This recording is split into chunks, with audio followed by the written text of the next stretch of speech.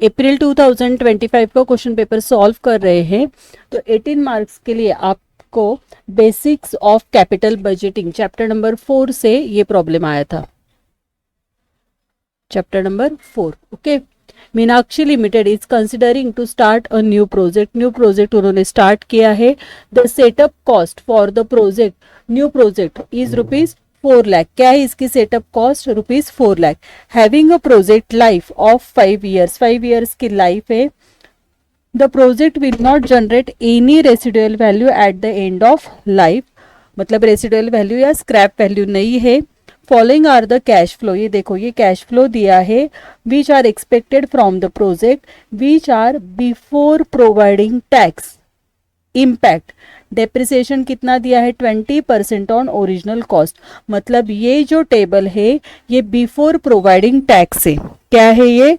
Before providing tax. ठीक है, तो हमें जो टेबल चाहिए तो वो कैसे चाहिए?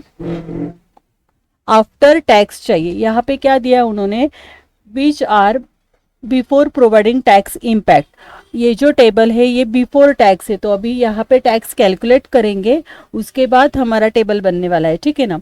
अभी ईयर है 1 2 3 4 5। उसके बाद calculate simple and discounted pay back period calculate करने के लिए बोला है। नेक्स्ट है calculate net present value and present value index, ये दोनों कैलकुलेट करना है।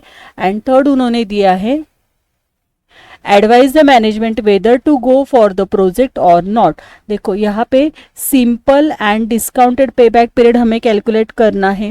उसके बाद calculate net present value and present value index calculate करना है। Advise the management whether to go for the project और नॉट, मतलब मैनेजमेंट को हमें एडवाइज करना है कि उन्होंने प्रोजेक्ट के लिए जाना चाहिए या नहीं जाना चाहिए। ओके, तो कॉस्ट ऑफ कैपिटल क्या है? 12% है। टैक्स रेट क्या है? 30% है। ठीक है, तो पहले हम सॉल्व करने वाले हैं सिंपल पे बैक पीरियड। तो उसके लिए क्या क्या टेबल होता है ये देखो। पहले तो ईयर आएगा, उसके बाद प्रॉफिट बिफोर टैक्स, क्योंकि अभी प्रॉब्लम में इलस्ट्रेशन में उन्होंने दिया है कि प्रॉफिट जो है वो बिफोर टैक्स है, तो अभी हम यहाँ पे टैक्स एट 30% करेंगे। उसके बाद हमें यहाँ पे प्रॉफिट आफ्टर टैक्स कैलकुलेट करना है। ठीक है, नेक्स्ट क्या आने वाला है? डेप्रिसिएशन। एंड फाइनली जो मिलने वाला है वो मिलने वाला है हमें कैश फ्लो।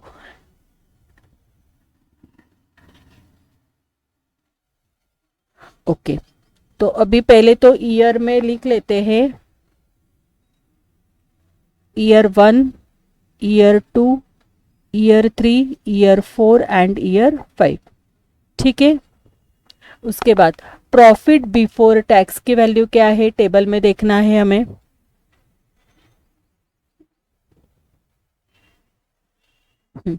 अभी यहाँ पे क्या करना है ना, ये जो 4 लाख रुपीस है, ये 4 लाख रुपीस कितने ईयर्स में कवर हो रहे वो हमें देखना है सिंपल पे बैक पीरियड में। ठीक है, तो अभी Y1 Y2 ईयर 1 2 3 4 5, तो ये प्रॉफिट बिफोर टैक्स जो टेबल है तो 170, 2 लाख, 160, 160 एंड 80। तो यहाँ पे लिख लेंगे वैल्यू आपको पुट करनी है 1 लाख,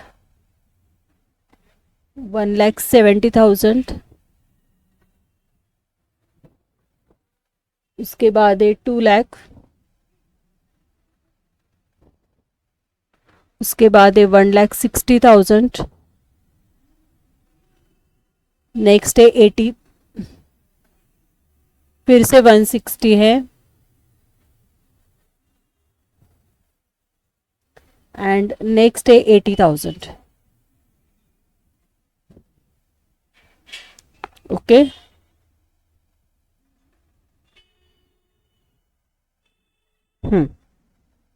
अभी टैक्स कैलकुलेट करना है, तो इसके ऊपर ये जो प्रॉफिट बिफोर टैक्स है इसके ऊपर हम टैक्स कैलकुलेट करने वाले हैं 30%। करो चलो, 1,70,000 इंटू 30%,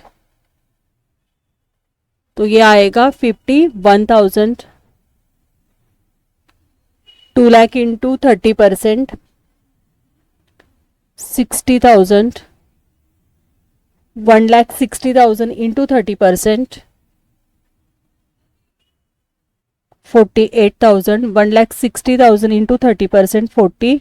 8,000 एंड फाइनली 80,000 इंटू 30%, तो ये टैक्स आया है हमारा 24,000। मतलब जो कैश फ्लो दिया है उन्होंने उसके ऊपर हमने क्या किया है, प्रॉफिट बिफोर टैक्स, उसके ऊपर वैल्यू टैक्स निकाला है 30%। अभी हमें क्या चाहिए, प्रॉफिट आफ्टर टैक्स चाहिए। आफ्टर टैक्स चाहिए मतलब ये यहाँ से क्या करना है, हमें माइनस करना है। मतलब टैक्स देने के बाद जो प्रॉफिट रहने वाला है वो हो जाएगा आपका प्रॉफिट आफ्टर टैक्स। तो करो अभी 1,70,000 माइनस 51,000 कितना आया, 1,19,000। 2 लाख माइनस 60,000 कितनी अमाउंट आएगी, 1,40,000। उसके बाद है 1,60,000 माइनस 48,000, तो ये आने वाला है 1,12,000।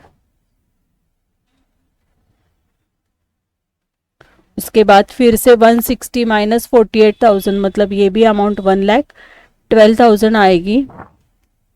नेक्स्ट है 80,000 माइनस 24,000, तो ये आया 56,000।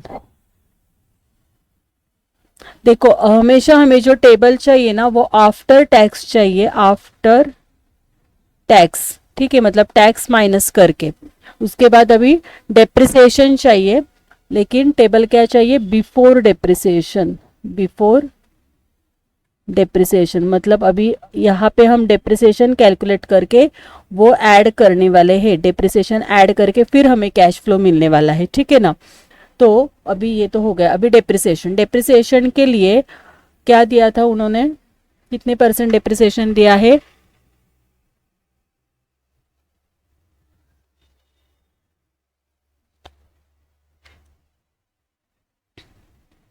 ये देखो 20% डेप्रिसिएशन है एंड ओरिजिनल कॉस्ट कितनी है, 4 लाख। 4 लाख के ऊपर 20% डेप्रिसिएशन कैलकुलेट करो,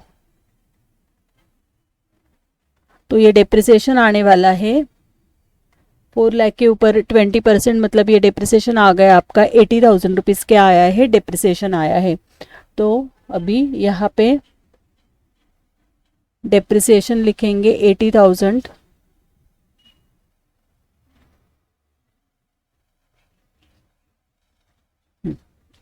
डेप्रिसिएशन लिखो यहाँ पे। फर्स्ट ईयर का depreciation 80,000, second year 80, third year 80, fourth and fifth year 80।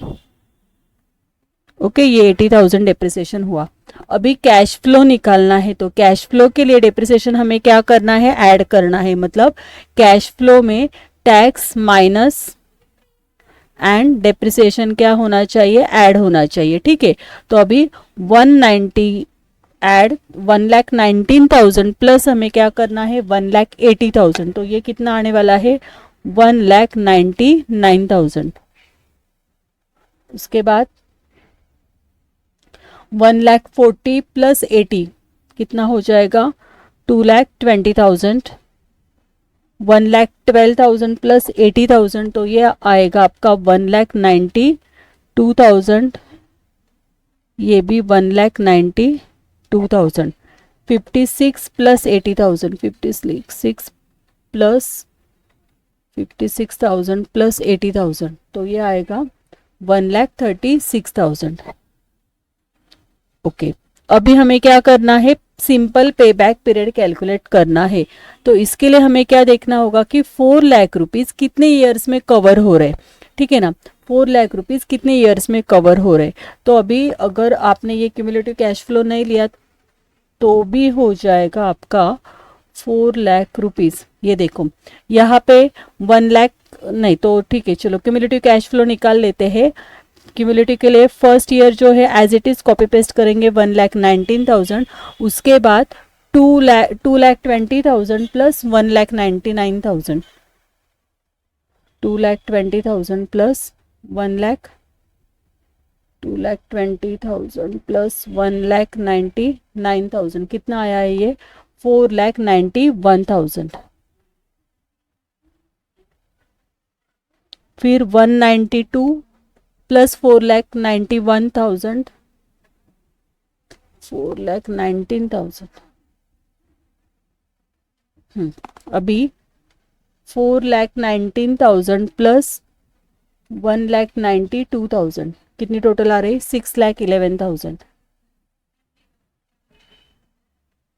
6,11,000 plus 1,92,000 कितना आएगा ये? 8,03,000 प्लस 1,36,000, तो ये टोटल आने वाली है 9,39,000। ओके, देखो अभी हमें पे बैक पीरियड कैलकुलेट करना है, लेकिन पे बैक पीरियड के लिए हम क्या देखने वाले हैं? फर्स्ट देखो यहाँ पे पे बैक पीरियड मतलब 4 लाख रुपीज जो मशीनरी की कॉस्ट है वो कितने ईयर्स में कवर हो रही है, इसे हम क्या बोलेंगे? पे बैक पीरियड। तो अभी first year cumulative cash flow के कॉलम में आपको देखना है, फर्स्ट ईयर 1,99,000 है एंड सेकेंड ईयर 4,19,000 है, मतलब सेकेंड ईयर को ये अमाउंट क्रॉस हो रही है कि नहीं? तो फिर कैसे करेंगे यहाँ पे? तो फर्स्ट ईयर यहाँ पे आपको लिखना है फर्स्ट ईयर तो कंप्लीट हो गया, लेकिन सेकेंड ईयर में ये अमाउंट क्रॉस हो रही है, ठीक है। तो अभी हमें 4 लाख चाहिए था, देखो यहाँ पे हम वर्किंग करके रखते हैं, 4 लाख रुपीज चाहिए, उसमें से यहाँ पे 1,99,000 तो रिकवर हो गए। 4 लाख हमारे मशीन की कॉस्ट थी माइनस 1,99,000, क्या है बैलेंसिंग फिगर? 2,01,000, मतलब 2,01,000 हमें रिकवर करना है, लेकिन कौन से अमाउंट से रिकवर करेंगे? तो नेक्स्ट ईयर से। फर्स्ट ईयर के अमाउंट 1,99,000 है, सेकेंड ईयर के अमाउंट, सेकेंड ईयर का कैश फ्लो क्या है? 2,20,000 है, तो सेकेंड ईयर का जो कैश फ्लो है कितना? 2,20,000। यहाँ से हमें कितनी अमाउंट कवर करनी है? 2,01,000, ठीक है, एंड इंटू 12 मतलब ये मंथ्स। तो पे बैक पीरियड के लिए आपको 4 लाख रुपीज कितने ईयर में कवर हो रहे? 1 ईयर। अभी इसको कैलकुलेट करो, 2,01,000 divided by 2,20,000 into 12,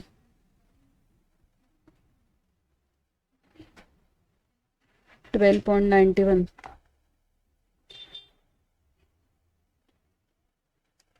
2,01,000 divided by 2,20,000, 0.91। अच्छा ठीक है, 12 मंथ्स मतलब कितना हो जाएगा ये? 91 मंथ्स। ये जो आने वाला है ये क्या आने वाला है? Months, 0.91 months.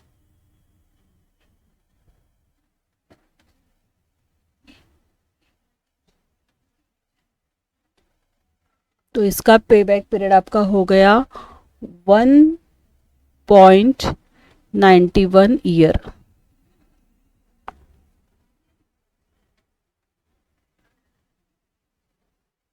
$2,01,000 divided by 2,20,000, 2,01,000 divided by 2,20,000,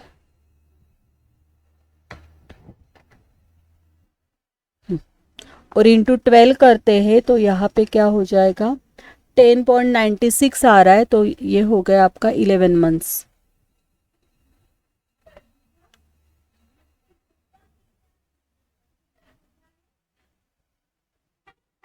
ठीक है, तो पे बैक पीरियड क्या आ गया आपका? 1 ईयर 11 मंथ्स। 4 लाख रुपीज कितने ईयर में कवर हो रही है हमें देखना था, इसके लिए हमने जो टेबल लिया है वो after tax and before depreciation, हमेशा हमें ऐसे ही कैश फ्लो चाहिए, after tax and before depreciation. Okay ठीक है, नेक्स्ट क्या कैलकुलेट करना है? Discounted pay back period. तो डिस्काउंटेड पे बैक पीरियड के लिए भी ऐसे ही करना है कि 4 लाख रुपीज कितने ईयर में कवर हो रहा है, लेकिन डिस्काउंटेड पे बैक पीरियड के लिए डिस्काउंटेड के फैक्टर्स लेके फिर हम वहां पे करते हैं। एक बार यहाँ पे करके रखते हैं, ये क्या हो गया आपका? 1 ईयर प्लस मैंने क्या किया यहाँ पे? 2,01,000 डिवाइडेड बाय 2,20,000 इंटू 12, तो ये आ गया आपका 1 ईयर 10.96 मंथ्स, मतलब अप्रोक्सीमेटली 1 ईयर 11 मंथ्स में 4 लाख रुपीज़ हमारे कवर हो रहे। ठीक है, यहाँ पे हमारा पे बैक पीरियड, सिंपल पे बैक पीरियड कंप्लीट हुआ है। अभी हमें कैलकुलेट करना है डिस्काउंटेड पे बैक पीरियड। तो डिस्काउंटेड पे बैक पीरियड के लिए हम 4 कॉलम करने वाले हैं। फर्स्ट कॉलम हमारा होने वाला है कैश फ्लो, जो उन्होंने दिया है, मतलब अभी ये सिंपल पे बैक पीरियड के लिए जो कैश फ्लो आया था 1,99,000, वो जो हमने कैलकुलेट किया था वही हम यहाँ पे लिखेंगे अभी। Okay, calculation of discounted pay back period. तो डिस्काउंटेड पे बैक पीरियड के लिए कैश फ्लो कहाँ से आने वाला है? अभी हमने फर्स्ट सिंपल पे बैक पीरियड के लिए जो कैश फ्लो लिया था वही सेम कैश फ्लो हमें यहाँ पे लिखना है। ठीक है, तो कैश फ्लो लिख लो। तो फर्स्ट ईयर के लिए हमारा कैश फ्लो आया था 1,99,000, जो हमने after tax and before depreciation करके वो प्लस माइनस करके जो निकाला है वो 1,99,000 के बाद है 2,20,000। नेक्स्ट है 1,92,000, उसके बाद है 1,92,000 एंड लास्ट है 1,36,000। ओके, अभी डिस्काउंटेड फैक्टर उन्होंने दिए हैं 12% डिस्काउंटेड फैक्टर है। तो हमें डिस्काउंटेड फैक्टर देखना है। कभी कभी प्रॉब्लम में ऑलरेडी गिवन होता है डिस्काउंटेड फैक्टर, लेकिन इस प्रॉब्लम में गिवन नहीं है, इसलिए डिस्काउंटेड फैक्टर हमें कैलकुलेट करना होगा 12% के लिए। ये देखो क्या दिया था उन्होंने, ये cost of capital. Cost of capital का मतलब क्या है? Discounted factor. ठीक है, कॉस्ट ऑफ कैपिटल का मतलब क्या है? Discounted factor.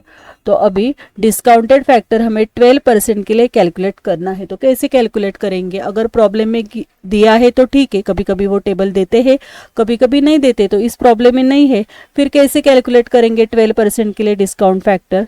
इजी वे है, देखो कैसे कैलकुलेट करेंगे। अभी 12% है ना, कैलसी के ऊपर आपको क्या करना है? 12% मतलब क्या करेंगे हम? 12%। तो क्या करना है? 100 में आपको 12 ऐड करना है। कितनी अमाउंट आएगी? 112। अभी 100 को 112 से डिवाइड कीजिए, फर्स्ट ईयर का डिस्काउंटिंग फैक्टर आ जाएगा। 100 डिवाइडेड बाय 112, कितनी अमाउंट आई वो? 0.892 है, लेकिन हम यहाँ पे 9 कर देंगे। ठीक है, 4 डिजिट मैंने लिया है। अभी आपको क्या करना है ना, कैलसी के ऊपर वैसे ही रहने देना है सेकेंड ईयर के लिए। हाँ,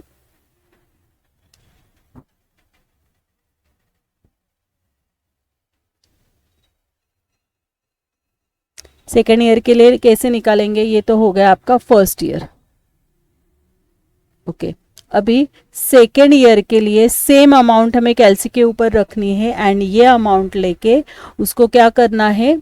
सेम अमाउंट लेके उसको, इसी अमाउंट को हमें क्या करना है, मतलब वो जो अमाउंट कैलसी के ऊपर आई थी आपकी 0.8928571428 ये पूरा लिखा है मैंने, ये कैलसी के ऊपर आया है। इसको क्या करना है? 100 इंटू क्या करना है? 100 डिवाइडेड बाय क्या करेंगे? 112 करो इसको, इंटू 100 डिवाइडेड बाय 112, कितनी अमाउंट आई? 0.4 डिजिट लिखेंगे, 7972, मतलब ये सेकेंड ईयर का डिस्काउंटेड फैक्टर हो गया। देखो फर्स्ट ईयर का डिस्काउंटेड फैक्टर मिला हमें 0.8929, सेकेंड ईयर का डिस्काउंटेड फैक्टर मिला है 0.7972। ओके, सेम वे हम अभी यहाँ पे थर्ड ईयर का डिस्काउंटेड फैक्टर लेने वाले हैं। देखो आपको ये पूरा अमाउंट लिखने की जरूरत नहीं, लेकिन आपको समझना चाहिए, इसलिए मैं यहाँ पे लिख रही हूँ। कैलसी के ऊपर पूरा आंसर वैसे ही लेके फिर उसको इंटू 100 डिवाइडेड बाय 112 करो। ओके, चलो अभी मैं यहाँ पे लिख के रखती हूँ 0.7971938775 4, फिर से इसको इंटू 100 डिवाइडेड बाय क्या करना है 112, तो ये थर्ड ईयर का डिस्काउंटेड फैक्टर आने वाला है। इंटू 100 डिवाइडेड बाय 112, तो ये डिस्काउंटिंग फैक्टर आया आपका 4 डिजिट हमें लेना है, इसलिए 0.7117 है, तो यहाँ पे क्या करने वाले हम 8, तो थर्ड ईयर का डिस्काउंटेड फैक्टर हो गया 0.7118। ओके, ठीक है, चलो अभी fourth year and fifth year करना है। तो फोर्थ ईयर के लिए सेम आंसर वैसे ही लेके फिर आपको उसको इंटू 100 एंड डिवाइडेड बाय 112 करना है, तो फोर्थ ईयर के लिए डिस्काउंटेड फैक्टर मिल जाएगा।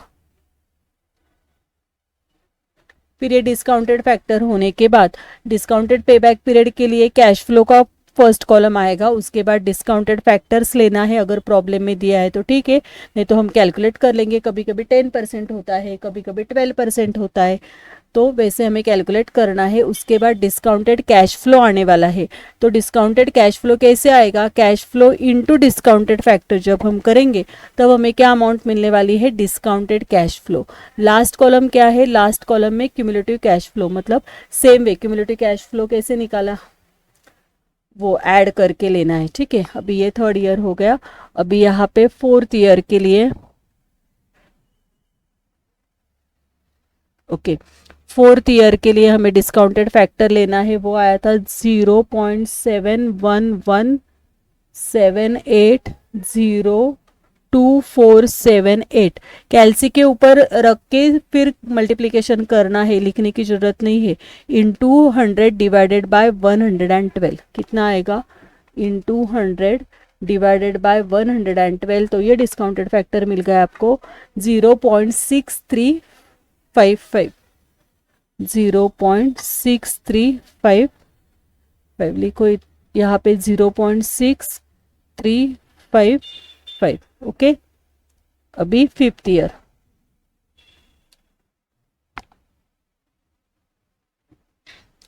फिफ्थ ईयर के लिए क्या है 0.6355180783 इंटू 100 डिवाइडेड बाय 112 करो, यहाँ पे इंटू 100 डिवाइडेड बाय 112, तो ये आ गया 0.5674, 0.5674 लिखो यहाँ पे 0.5674। तो 5 ईयर्स के डिस्काउंटेड फैक्टर यहाँ पे हमें मिल गए हैं, ठीक है। अभी हम मल्टीप्लिकेशन करेंगे,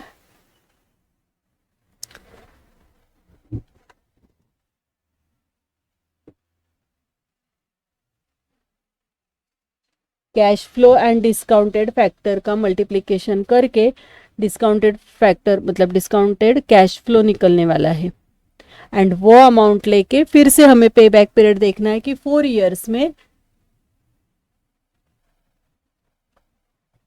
4 लाख रुपीस कितने ईयर्स में कवर हो रहा है, ठीक है।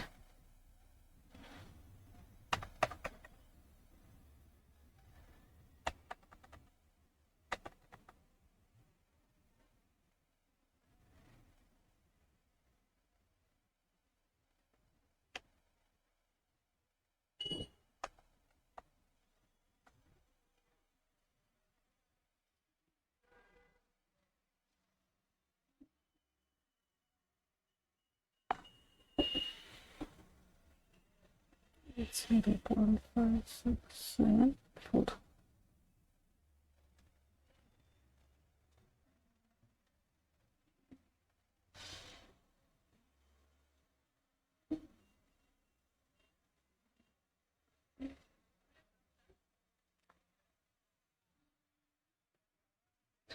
डिस्काउंटेड पेबैक पीरियड के लिए फर्स्ट कॉलम कैश फ्लो लिया है, सेकंड कॉलम डिस्काउंटेड फैक्टर, उसके बाद अभी डिस्काउंटेड कैश फ्लो, मतलब कैश फ्लो से डिस्काउंटेड फैक्टर हमें क्या करना है, मल्टीप्लिकेशन करना है।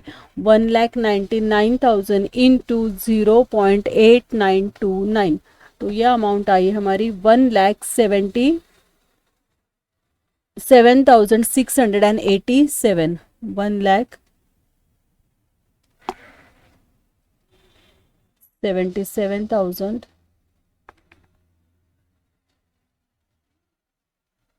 1,77,687, ओके। उसके बाद 2,20,000 इंटू 0.7972, तो ये आ रहा है हमारा 1,75,384। लिखो यहाँ पे 1,75,384, ओके। उसके बाद 1,92,000 इंटू 0.7118, 1,36,666, 1,36,666, 1,92,000 इंटू 0.6355, तो ये आ रहा है 1,22,016, 1,22,016। Last 1,36,000 into 0.5674, 77,166, 77,166। तो अभी फिर से हमें 4 लाख रुपीज़ कितने ईयर्स में कवर हो रहे, तो वो आ जाएगा हमारा डिस्काउंटेड पे बैक पीरियड। तो अभी क्यूमुलेटिव कैश फ्लो निकालेंगे first year, as it is copy paste करना है। 1,77,687, इसको यहाँ से ऐड करो। अभी 1,77,687 प्लस सेकेंड ईयर का कैश फ्लो क्या है, 1,75,384 ऐड करना है।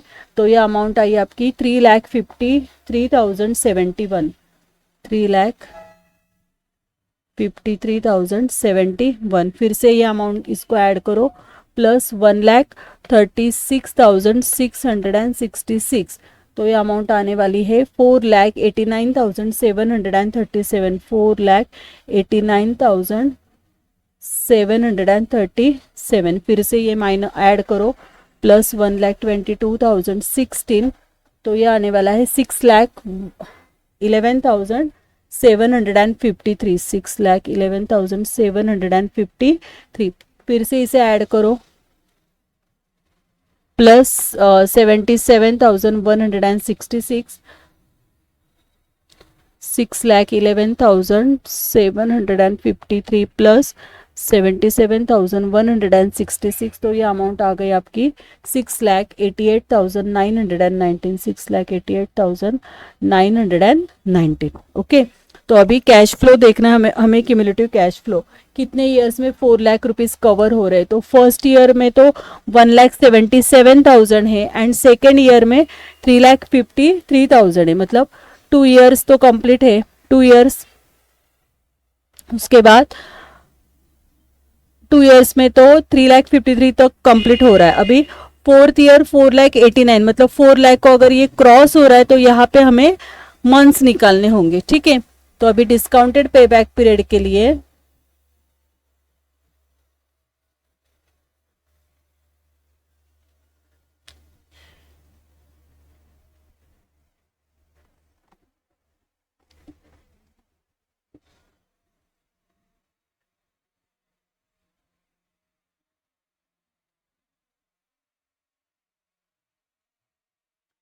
Discounted pay back period 2 years plus कितने मंथ से वो निकालना है।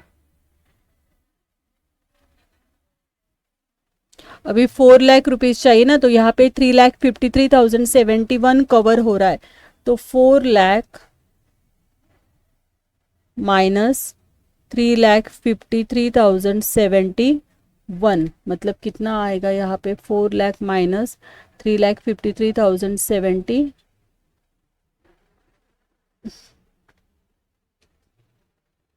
4 लाख माइनस 3,53,071, तो ये आ गया 46,929 हमें चाहिए, ठीक है। लेकिन कौन से अमाउंट से चाहिए, तो नेक्स्ट ईयर से। तो नेक्स्ट ईयर के अमाउंट क्या है, थर्ड ईयर के अमाउंट क्या है, 1,36,666, मतलब 46,929 कवर करना है। लेकिन कौन से अमाउंट से, थर्ड ईयर के 1,36,666 इंटू यहाँ पे क्या करना है आपको, 12 मंथ्स, ओके। तो यह आएगा आपका डिस्काउंटेड पे बैक पीरियड। चलो नीचे लिखते हैं वर्किंग में, discounted pay back period heading देना है, उसके नीचे उसके सामने लिखना है 2 ईयर्स। 2 ईयर्स तो कंप्लीट है, प्लस 46,929 डिवाइडेड बाय 1,36,666। यहाँ पे देखना है थर्ड ईयर में 4,89,737 आया है ना क्यूमुलेटिव कैश फ्लो, तो 4 लाख को वो क्रॉस हो रहा है, इसलिए सेकेंड 2 ईयर्स में कंप्लीट होके फिर थर्ड ईयर में जो 4 लाख को अमाउंट कम है वही हमें वहां पे लेनी है। ठीक है, लिखो चलो यहाँ पे डिस्काउंटेड पे बैक पीरियड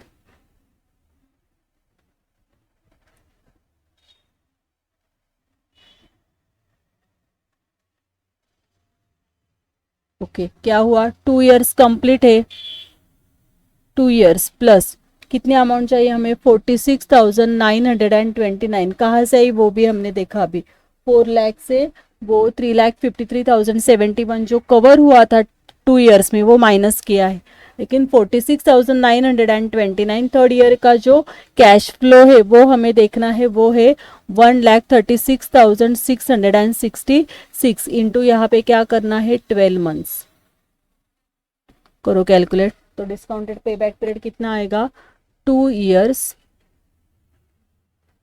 कितने मंथ्स आएगा 46,929 divided by 1,36,000, 46,929 divided by 1,36,000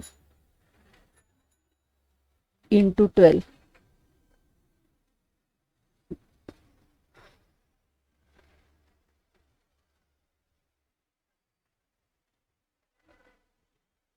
four आया है, ठीक है ना, 4.12 मतलब 4 मंथ्स।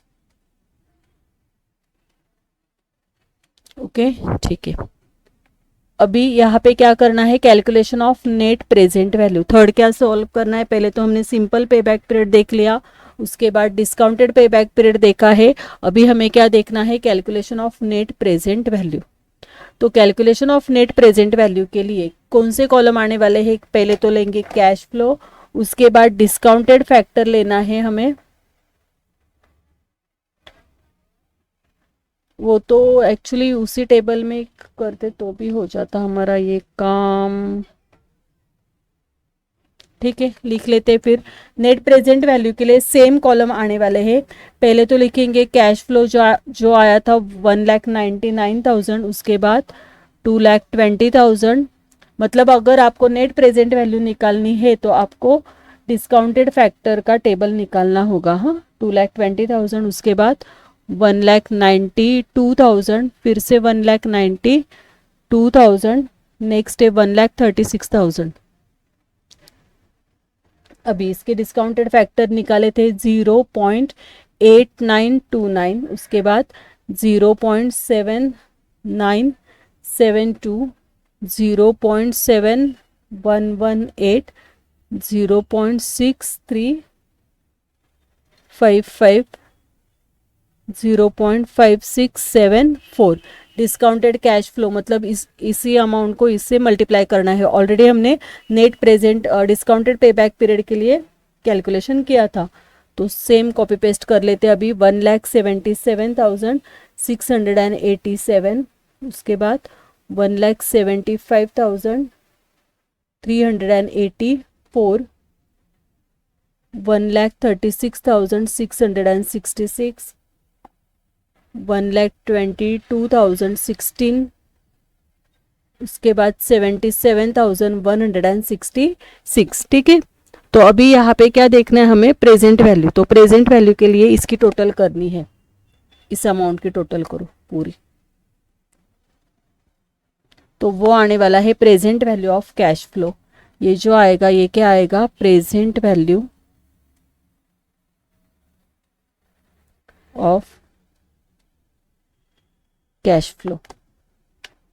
ठीक है, करो इसका एडिशन, 1,77,687 प्लस 1,75,384 प्लस 1,36,666, 1,22,016 प्लस 77,166, तो ये टोटल हो गई 6,88,919, 6,88,919, ये आ गया आपका प्रेजेंट वैल्यू। ठीक है, तो अभी यहाँ पे नेट प्रेजेंट वैल्यू के लिए यहाँ से हमें क्या करना है, 4 लाख रुपीज़, मतलब जो कॉस्ट है वो माइनस करनी है 4 लाख, तो फाइनली ये आने वाला है 2,88,919, ये हो गई आपकी net present value.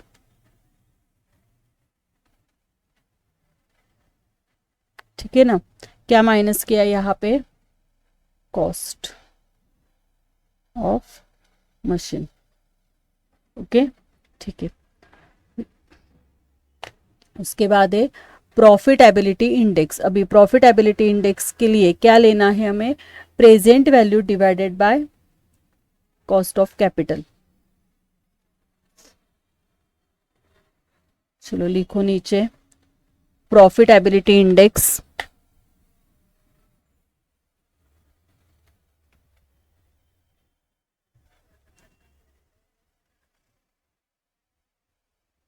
Profitability index equal to present value of cash inflow divided by cost of capital.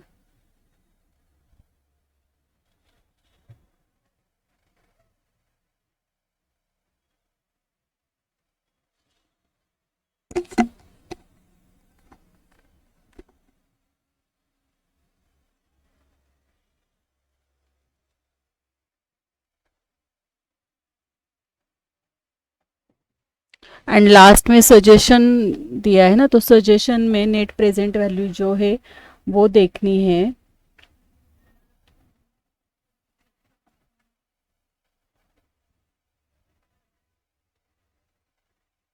Okay, profitability index के लिए प्रेजेंट वैल्यू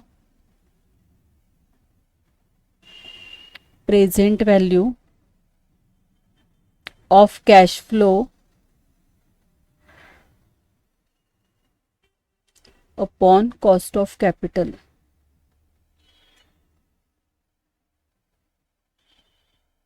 ओके, तो अभी प्रेजेंट वैल्यू की टोटल कितनी आई थी, वो 6,88,919। उसके बाद कॉस्ट ऑफ कैपिटल क्या है, 4 लाख, तो 6,88,919 को 4 लाख से डिवाइड करना है, कितना आएगा, 1.7222 है, मतलब 1.723, 1.4 डिजिट लेना है डेसिमल के बाद, 1.7223। ओके, ये आ गया प्रॉफिटेबिलिटी इंडेक्स। तो सजेशन दिया है at present value is greater than 0, ये जो प्रेजेंट वैल्यू आई है ये ग्रेटर देन क्या है, 0 है, and profitability index is greater than 1, and profitability index क्या आया है, मतलब प्रेजेंट वैल्यू ग्रेटर देन 0 है एंड प्रॉफिटेबिलिटी इंडेक्स ये ग्रेटर देन 1 है, तो इसलिए Meenakshi limited should accept the project and go for it, इसलिए उनको ये प्रोजेक्ट एक्सेप्ट करना चाहिए। देखो 18 मार्क्स के लिए प्रॉब्लम आया था, सिंपल पे back period, discounted pay back period हमने यहाँ पे निकाला, नेट प्रेजेंट वैल्यू, उसके बाद प्रॉफिटेबिलिटी इंडेक्स, ये सब कैलकुलेशन किया है। और आपको हमेशा याद रखना है कि कैश फ्लो का जो हम टेबल लेते हैं वो हमेशा after tax and before depreciation चाहिए, अगर वो नहीं है तो वैसे रेडी करके फिर हम प्रॉब्लम सॉल्व करेंगे। ठीक है ना, तो यहाँ पे हमारा अप्रैल 2025 का क्वेश्चन पेपर कंप्लीट हुआ है। नेक्स्ट वीडियो में हम नेक्स्ट क्वेश्चन पेपर सॉल्व करेंगे। अभी इसका क्वेश्चन नंबर 6 क्या आया था, 6th एंड 7th में तो शॉर्ट नोट्स थी। ये देखो क्वेश्चन नंबर 6 जो है, defined statement of changes in financial position, explain the importance of statement of changes in financial position, ये 18 मार्क्स के लिए लॉन्ग क्वेश्चन था। एंड लास्ट में क्वेश्चन नंबर 7 ये जो कंपलसरी है, right short notes A 7 statement of cash flow, 10 marks के लिए है, एनी 2 आउट ऑफ 4। उसके बाद एक कैपिटल बजट स्टेटमेंट, उसके बाद ए statement of changes in working capital, average rate of return method, ये पूरा